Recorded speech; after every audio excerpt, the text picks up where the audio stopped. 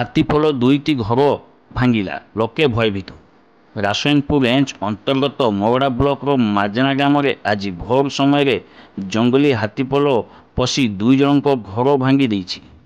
ସୂଚନାଯୋଗ୍ୟ, ମୟୂରଭଞ୍ଜ ଜିଲ୍ଲା ରାସୟନିକପୁର ରେଞ୍ଜ ଅଧୀନରେ ଥିବା ମରଡ଼ା ଓ ରାସୟନିକପୁର ବ୍ଲକ ଅଞ୍ଚଳରେ ଦିନକୁ ଦିନ ହାତୀ ଉପଦ୍ରବ ବୃଦ୍ଧି ପାଇଚାଲିଛି, ଯାହାଫଳରେ ଲୋକଙ୍କ ବ୍ୟାପକ ପରିମାଣର ଧନଜୀବନ କ୍ଷୟକ୍ଷତି ଘଟୁଥିବା ବେଳେ ଲୋକେ ନାହିଁ ନଥିବା ଅସୁବିଧା ଭୋଗ କରୁଛନ୍ତି। ତେବେ ଆଜି ଭୋର ସମୟରେ ମାଜଣା ଗ୍ରାମର ଫାଗୁ କିସ୍କୁ ଓ କରଣ ମାରାଣ୍ଡିଙ୍କ ଘରକୁ ହାତୀପଲ ଭାଙ୍ଗି ଦେଇଥିବା ସହିତ ଘରେ ଥିବା ଆସବାବପତ୍ରକୁ ନଷ୍ଟ କରିଦେଇଥିବା ଜଣାଯାଇଛି।